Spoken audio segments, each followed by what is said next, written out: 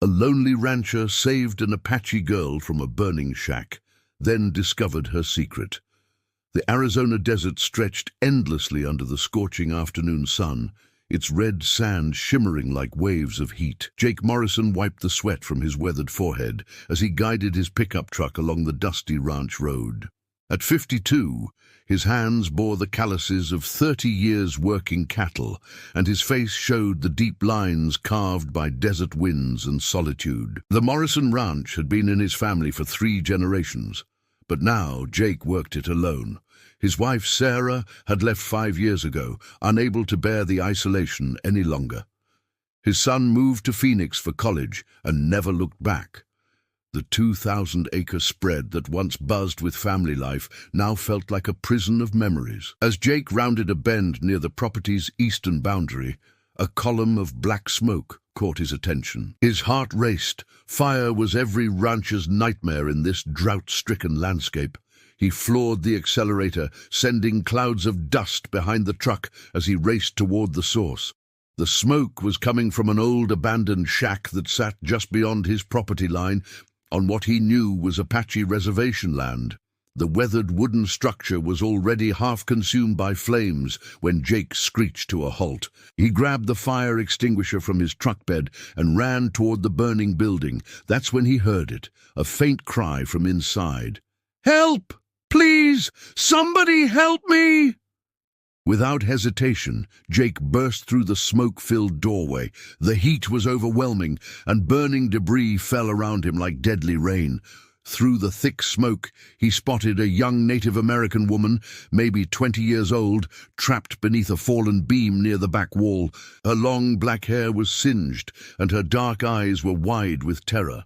"I've got you!" Jake shouted over the roar of the flames. He grabbed the beam and lifted with all his strength, his muscles straining against the weight. The woman scrambled free, coughing violently. Jake swept her into his arms and carried her outside just as the roof began to collapse. They both fell to the ground, gasping for clean air. The shack continued to burn behind them, crackling and popping as it was consumed. "Are you hurt?" Jake asked, examining the young woman for injuries. She had minor burns on her arms and was covered in soot, but appeared otherwise unharmed. She looked up at him with intelligent dark eyes, speaking in a voice barely above a whisper. "Thank you. You saved my life. What's your name?" Jake asked gently. "Ayana," she replied, then added quietly. "It means eternal blossom in Apache." Jake helped her to her feet. "I'm Jake Morrison. I own the ranch next door. What were you doing in that old shack?" Ayana's expression grew guarded. I was looking for shelter. I've been traveling." Something in her tone told Jake there was more to the story, but he didn't press. The important thing was getting her medical attention. "Come on, let's get you to the hospital in town," Jake said, guiding her toward his truck. "No," Ayana said quickly, then softened her tone. "I mean, I'm fine. Really, I don't need a hospital." Jake studied her face, noting the fear that flickered in her eyes at the mention of medical care. "At least let me take you to my ranch. You need water, and those burns should be cleaned and bandaged." After a moment's hesitation, Ayana nodded. As they drove back to the ranch house, Jake stole glances at his unexpected passenger. There was something about her, a dignity mixed with vulnerability, that stirred something in his chest he hadn't felt in years. The ranch house was a modest 2-story structure with a wraparound porch, built by Jake's grandfather in the 1940s. Inside, the rooms were clean but sparse, bearing the unmistakable mark of a man living alone. Jake led Ayana to the kitchen and began treating her burns with the first aid supplies he kept on hand for ranch emergencies. Her skin was soft beneath his weathered hands, and he worked with gentle precision. "You don't have to do this," Ayana said quietly. "Yes, I do," Jake replied.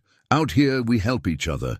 It's how we survive." As he bandaged her arms, Jake noticed that Ayana kept glancing toward the windows, as if expecting someone or something. When he offered her his guest room for the night, she accepted gratefully, but insisted she would leave in the morning. That evening, As they sat on the front porch watching the sunset paint the desert in shades of orange and purple, Jake learned that Ayanna had grown up on the nearby reservation but had been away for several years. She spoke little about where she'd been or why she'd returned, but Jake sensed a deep sadness in her words. "The desert remembers everything," Ayanna said softly, watching the last light fade from the sky. "Even when we try to forget." Jake wanted to ask what she meant, but something in her tone warned him not to probe.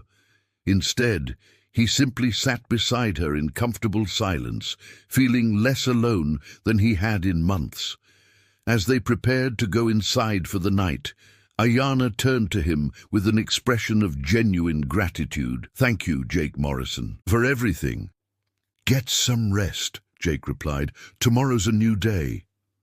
But as Jake lay in his bed that night, he couldn't shake the feeling that Ayanna was hiding something important. The way she'd avoided the hospital, her fear when looking out the windows, the carefully guarded way she spoke about her past, it all pointed to secrets she wasn't ready to share. Little did Jake know that by morning everything would change, and the lonely rancher's simple act of kindness would lead him into a web of danger and discovery that would transform both their lives forever. If you're loving this incredible story of courage and mystery in the American Southwest, smash that subscribe button right now. You won't believe the shocking secret that Ayanna is hiding, and what Jake discovers next will leave you absolutely speechless. Hit subscribe and the notification bell because Chapter 2 is going to blow your mind. Jake woke before dawn, as he had every day for decades. The desert morning was cool and quiet, with only the distant call of a coyote breaking the silence.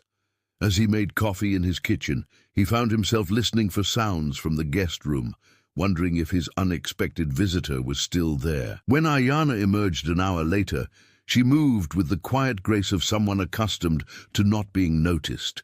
She had cleaned the soot from her face and braided her long hair, revealing high cheekbones and the classic features of her Apache heritage. "I should go," she said simply, accepting the cup of coffee Jake offered. "Where?" Jake asked. "You said you were looking for shelter yesterday. Do you have somewhere to stay?" Ayanna's hesitation told him the answer before she spoke. "I'll figure something out." Jake studied her face, noting the dark circles under her eyes that suggested she hadn't slept well. "Stay another night. At least until you get your bearings. I can't keep imposing." "You're not imposing," Jake interrupted. "Honestly, it's nice having someone around here again." The admission surprised them both. Jake hadn't meant to reveal his loneliness so openly, but something about Ayanna made him feel safe being vulnerable. Their conversation was interrupted by the sound of vehicles approaching. Jake looked out the window to see two black SUVs with tinted windows pulling into his driveway. Ayanna's face went pale. "Oh no," she whispered, backing away from the window. "They found me." "Who found you?" Jake demanded. But before Ayanna could answer, there was a sharp knock at the front door. Jake opened it to find two men in dark suits. The older one, tall and thin with silver hair, flashed a badge. "Agent David Chen, FBI. This is Agent Rodriguez. We're looking for someone who might have been in the area yesterday. What can I help you with?" Jake asked, keeping his voice steady. Agent Chen pulled out a photograph. "Have you seen this woman? Her name is Ayanna Begay.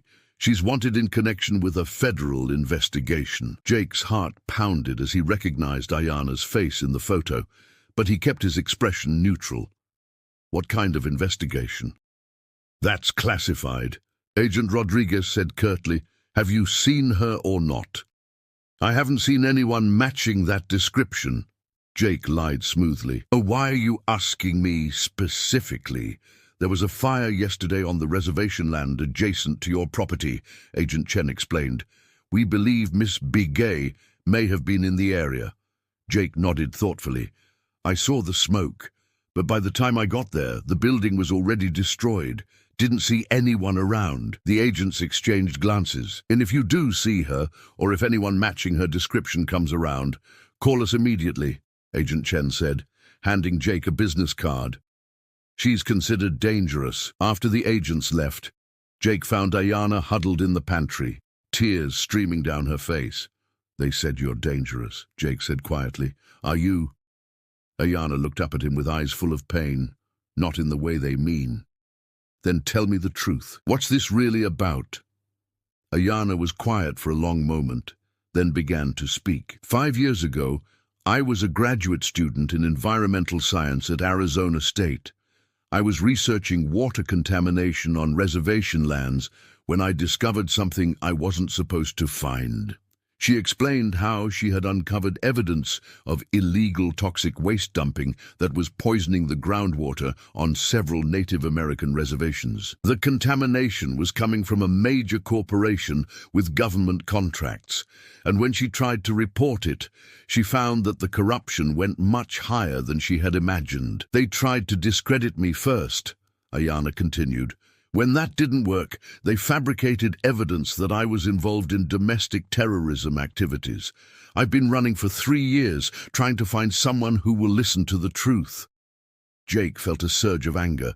"Those bastards! They're destroying your people's land and making you the criminal." "I have proof," Ayana said. "Water samples, documents, photographs. Everything is hidden in a safe deposit box in Flagstaff, but every time I try to get close to it, they find me." "Why come back here? Why now?" "Because I'm tired of running," Ayana said with quiet determination. "This is my homeland. My grandmother lived on this reservation her whole life. She died drinking poisoned water, and she never knew why she got sick. I can't let that happen to others." Jake made a decision that would change everything. "Then we're going to get that evidence." "We?" Ayana looked at him in surprise.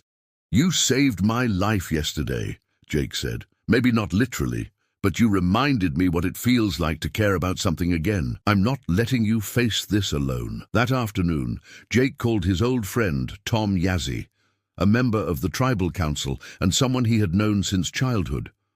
Tom agreed to meet them that evening at a secluded spot near Canyon de Chelly, away from federal surveillance.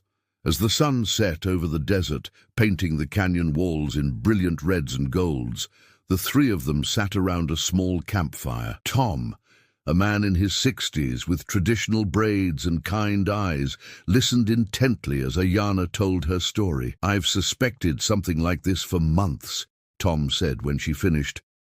"We've had an unusual number of cancer cases in the eastern villages, and the livestock have been getting sick too." "Can you help us?" Jake asked. Tom nodded slowly. "I have contacts in the Environmental Protection Agency who aren't on the corporate payroll. But first, we need that evidence." They spent the evening planning their trip to Flagstaff. It would be dangerous. The FBI was clearly monitoring Ayana's known associates and locations. But Tom knew back roads through the reservation that weren't well patrolled, and Jake's ranch could serve as a safe house. As they prepared to leave, Tom placed a hand on Jake's shoulder. "You're a good man for doing this, but you should know, once you take this step, there's no going back." "They'll come after you too." Jake looked at Ayana, who was staring into the fire with determination set in every line of her face. "Some things are worth the risk." That night, as they returned to the ranch, Jake realized that for the first time in years, he felt truly alive. He had found something worth fighting for, not just Ayana, but the truth she represented and the justice she sought. But neither of them noticed the black sedan that followed them at a distance, its occupant speaking quietly into radio handsets. The hunters had found their prey, and the real danger was just beginning. The pre-dawn darkness provided perfect cover as Jake, Ayana, and Tom set out for Flagstaff in Jake's old ranch truck. They had chosen the early morning hours when federal surveillance would be at its lightest, and Tom guided them along forgotten dirt roads that wound through the heart of the Navajo Nation. The landscape was hauntingly beautiful in the gray light before sunrise. Ancient mesas rose like sleeping giants from the desert floor, and the air was crisp with the promise of dawn. Ayana sat between the two men, her tension evident in the way she gripped her hands together. "The bank opens at 9, she said quietly. Safety deposit box 247. I have the key hidden in the lining of my jacket. What exactly are we looking for? Jake asked, navigating a particularly rough section of road. Water samples that showed toxic levels of heavy metals and industrial chemicals, Ayana replied. Photographs of illegal dumping sites, internal company memos that prove they knew about the contamination and covered it up, and most importantly, a list of government officials who were paid to look the other way. Tom whistled low. That's enough to bring down a lot of powerful people. Which is why they want me dead, Ayana said matter-of-factly. As they reached the outskirts of Flagstaff, Jake felt the weight of what they were attempting. This wasn't just about helping someone in trouble anymore. They were taking on a conspiracy that reached into the highest levels of government and corporate power. The First National Bank of Flagstaff was a modest brick building in the downtown area. Jake parked several blocks away, and they walked separately to avoid drawing attention. The plan was simple. Ayana would retrieve the evidence while Jake and Tom kept watch from different vantage points. Everything went smoothly until Ayana emerged from the bank, carrying a small duffel bag. That's when Jake spotted the black SUV parked across the street, its occupants clearly watching the bank entrance. "Move!" Jake said into the small radio Tom had provided. "They're here."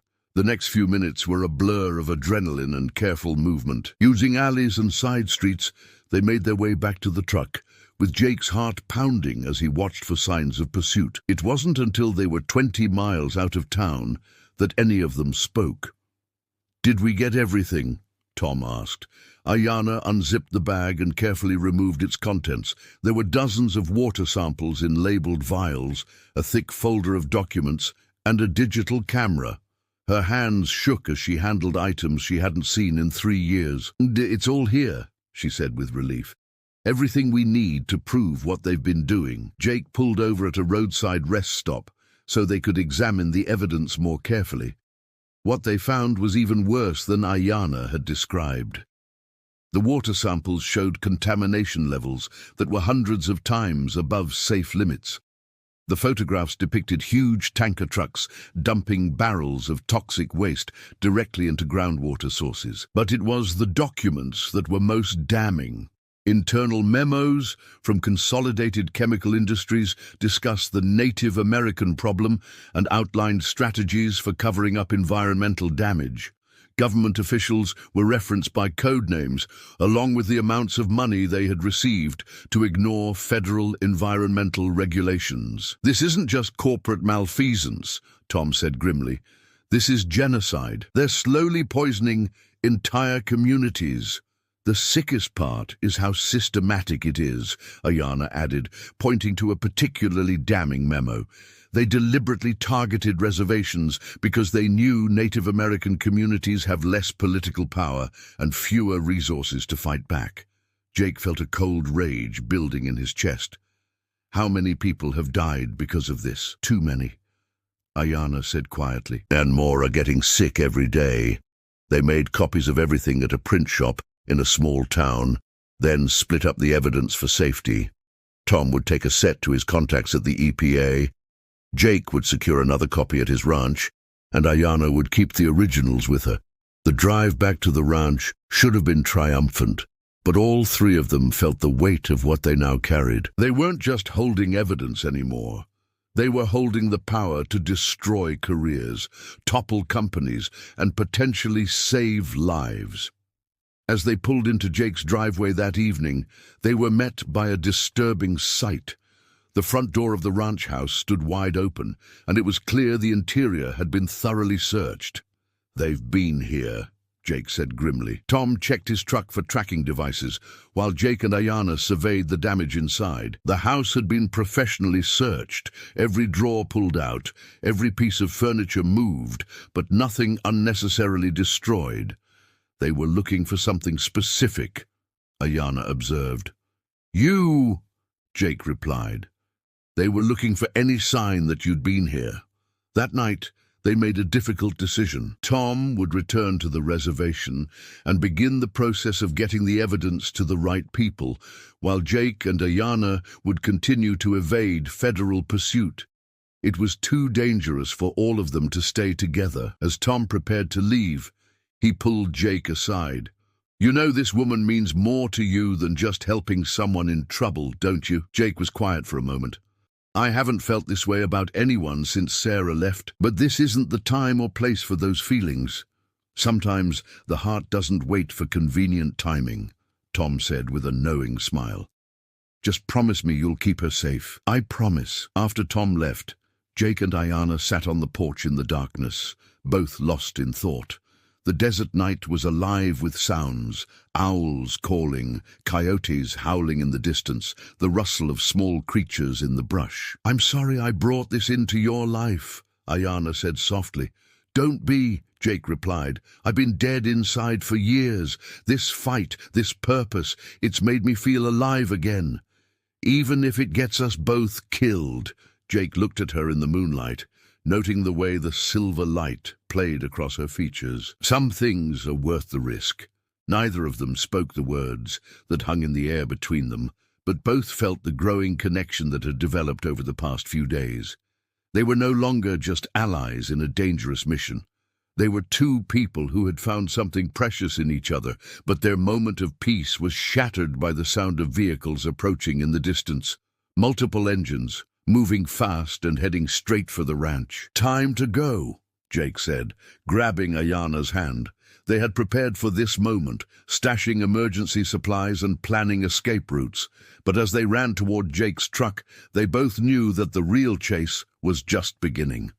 The engines grew louder as Jake and Ayanna raced across the ranch yard toward his truck. In the distance, they could see the lights of at least 3 vehicles approaching along the main ranch road. There was no time for subtlety now. This was about survival. "The back road," Jake shouted, jumping behind the wheel as Ayanna threw their emergency bag into the truck bed. "Hold on!" He gunned the engine and tore across the open desert, following a barely visible track that he had used for decades to move cattle to the far pastures. Behind them, the federal vehicles had reached the ranch house, their searchlights cutting through the darkness like deadly fingers. The truck bounced violently over rocks and desert scrub as Jake pushed it to its limits. Ayanna gripped the dashboard, her face pale in the green glow of the instrument panel. "Where are we going?" she asked. "There's an old mining camp about 20 miles from here," Jake replied, wrestling with the steering wheel as they hit a particularly rough patch. "It's been abandoned for 40 years, but there's shelter and water. We can hide there until Tom can get help." Behind them, the pursuing vehicles had found their trail. Searchlights swept back and forth across the desert, and Jake could hear the distant thrum of a helicopter approaching. "They're not taking any chances this time," Ayanna said grimly. Jake took a sharp turn into a narrow canyon, using the rock walls to block the helicopter's thermal imaging. The truck's headlights illuminated towering red sandstone formations that had been carved by millennia of wind and water. "I used to explore these canyons as a kid," Jake said, his voice tight with concentration. "My grandfather taught me every hidden trail and secret passage. If we can make it to Devil's Backbone, we can lose them." Devil's Backbone was a narrow ridge of rock that connected 2 canyon systems. It was treacherous even in daylight, but it was their only chance of escaping the federal net that was closing around them. As they climbed the winding trail, Jake's truck struggled with the steep grade and loose rock. One wrong turn would send them plummeting into a chasm hundreds of feet deep. "Jake," Ayanna said quietly, "if something happens to me, promise you'll get the evidence to Tom's people." "Nothing's going to happen to either of us," Jake replied firmly. "Promise me." Jake met her eyes in the rearview mirror. "I promise, but we're both getting out of this alive." They reached the ridge just as the helicopter appeared over the canyon rim, its spotlight immediately finding their truck. Jake floored the accelerator, racing along the narrow strip of rock with deadly drops on either side. The helicopter stayed with them, its rotor wash creating dangerous downdrafts that threatened to push them off the ridge. Behind them, ground vehicles were following the same trail, their lights bobbing and weaving as they navigated the difficult terrain. That's when Jake spotted something that made his blood run cold. A second helicopter approaching from the opposite direction. They were about to be trapped on the ridge, with nowhere to run. There! Ayana pointed to a gap in the rock wall that was barely wide enough for a vehicle. Can we make it through there? Jake had explored that passage as a teenager, but never in a full-size truck. It's going to be tight, he said, but it's our only shot. He turned sharply toward the gap, scraping the truck's side mirrors off on the canyon walls as they squeezed through the narrow opening. The passage was so tight that Ayana had to duck as rocks scraped against the passenger window. They emerged into a hidden valley that Jake had discovered decades ago as a boy. It was a magical place, with a natural spring feeding a small oasis of cottonwood trees and grass. In the center stood the ruins of an old mining camp, weathered wooden buildings and rusted equipment from Arizona's territorial days. Jake parked the truck behind the largest building and killed the engine. They sat in darkness, listening to the helicopters circling overhead, their searchlights probing the canyon walls, but unable to penetrate the hidden valley. "How did you know about this place?" Ayana whispered. "My grandfather brought me here when I was 12. Jake replied softly. "He said it was a sacred place to your people, where Apache warriors once came to seek visions before battle." Ayana looked around the valley with new interest. He was right. This is Nauchi, the place where wind speaks. My great-grandmother told me stories about this valley. They waited in the truck for what felt like hours, listening to the search aircraft gradually move away. When the last engine noise faded into the distance, they finally allowed themselves to breathe normally. "We can't stay here long," Jake said. "They'll bring in ground teams at first light." "Tom should have reached his contacts by now," Ayana replied. "Ooh, if the evidence gets to the right people, maybe this will all be over soon." Jake wanted to believe that, but he had a sinking feeling that their troubles were far from over. The conspiracy they had uncovered was too big, too powerful to go down without a fight. They spent the night in the abandoned mining office, sharing warmth and keeping watch by turns. As dawn approached, Jake found himself studying Ayana's face in the pale light. Despite everything they had been through, despite the danger that surrounded them, he felt a deep sense of rightness about being here with her. "What happens after this is over?" he asked quietly. "If we survive, you mean?" Ayana managed a tired smile. "I don't know. I've been running for so long, I've forgotten what normal life feels like." "You could stay at the ranch," Jake offered. "I mean, if you wanted to. It gets lonely out there." Ayana reached over and took his hand. I'd like that very much." Their moment was interrupted by the sound of vehicles approaching the valley entrance. Jake grabbed his binoculars and crept to the window. "Federal agents," he reported grimly. "At least a dozen of them, and they're setting up a perimeter." "How did they find us?" Ayana asked. Jake's heart sank as he realized the truth. The truck. They must have put a tracker on it when they searched the ranch. They were trapped in the hidden valley with no way out except through the narrow passage they had used to enter. And that passage was now blocked by federal agents who seemed determined to end this chase once and for all. As Jake watched the agents deploying around the valley entrance, he made a desperate decision. There was one more secret this valley held, one that his grandfather had shown him long ago, but using it would require a leap of faith that could either save them or destroy them both. "Do you trust me?" he asked Ayana. She looked into his eyes and saw the same quiet determination that had made him run into a burning building to save her life. "With everything I have. Then follow me, and whatever happens, don't let go of my hand." Jake led Ayana to the back of the valley, where a wall of red sandstone rose nearly vertical from the desert floor. To anyone else, it would look like a dead end, but Jake knew better. His grandfather had shown him the secret when he was 12 years old, a hidden cave system that connected to an underground river. "There's a passage behind that rockfall," Jake explained, pointing to what looked like a solid wall of boulders. "It leads to underground caverns that eventually connect to the San Juan River system." "Eventually?" Ayana asked, hearing the uncertainty in his voice. "I've never gone all the way through," Jake admitted, but my grandfather said it was possible. Apache scouts used these tunnels during the Indian Wars to move unseen across the territory. Behind them, they could hear the federal agents moving into the valley.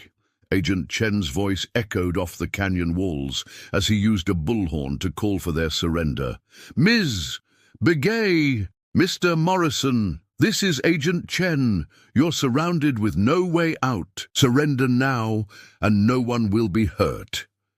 Jake found the hidden entrance and began moving rocks aside. "That's what they said to Geronimo," he muttered. The passage was narrow and dark, barely wide enough for one person at a time. Jake went first, using his phone's flashlight to illuminate the way.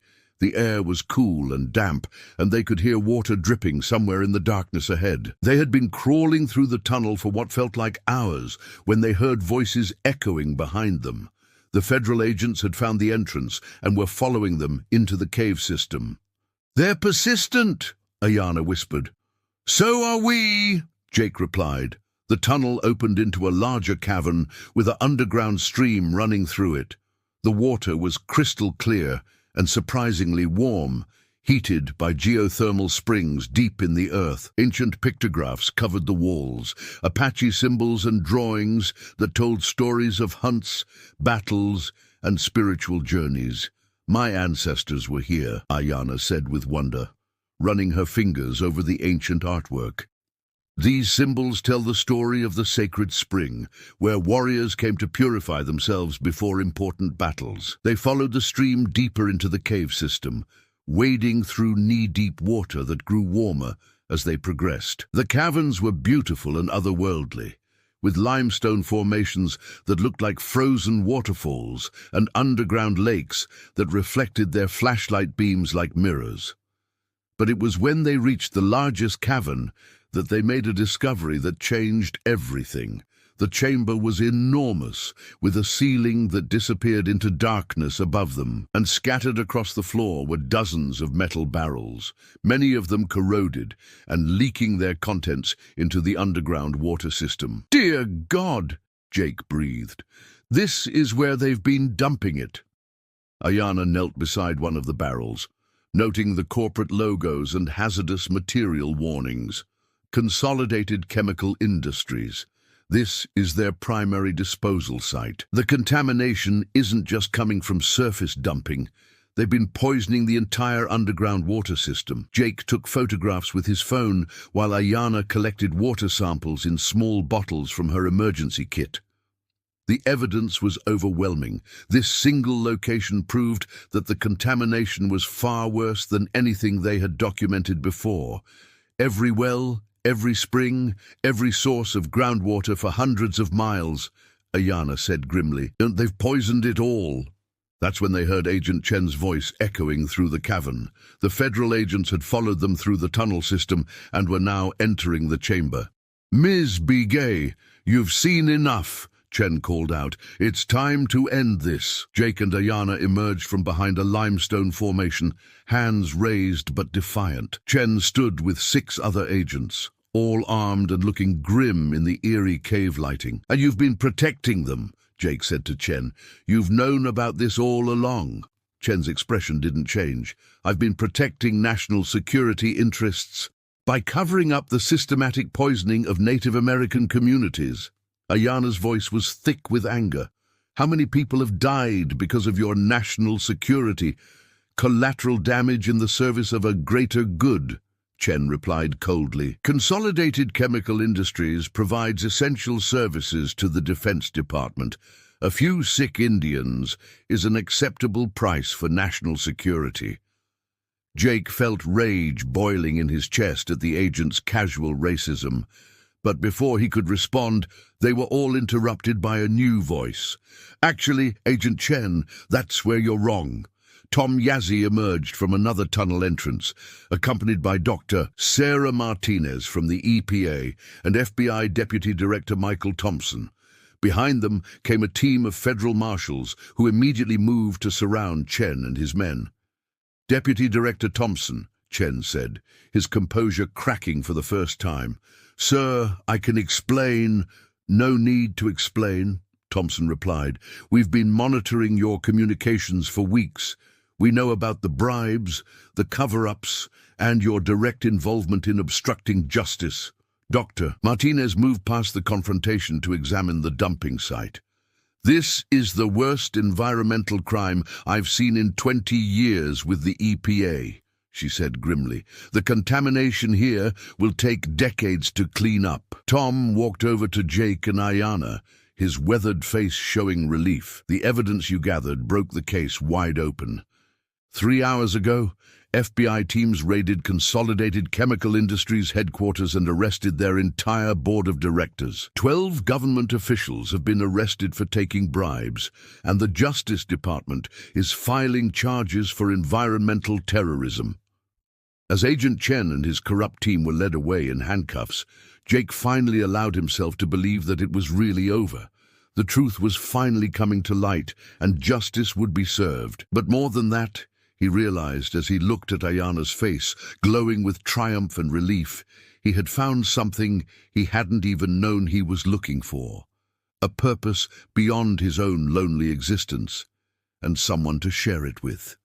3 months later, Jake and Ayanna stood on the porch of the Morrison Ranch, watching the sunset paint the desert in brilliant oranges and purples. The ranch was no longer a lonely outpost. It had become the headquarters for the newly established Apache Water Rights Foundation, with Ayanna serving as its director. The contamination cleanup was underway. Funded by the massive settlement from Consolidated Chemical Industries, the company had been dissolved, its assets liquidated to pay for environmental restoration and medical care for affected communities. "Any regrets?" Jake asked, slipping his arm around Ayanna's waist. She leaned into him, feeling the solid strength that had first saved her life and then helped her reclaim it. "Only that it took so long for us to find each other." "The desert remembers everything," Jake said, repeating words she had spoken their first night together, "even when we try to forget."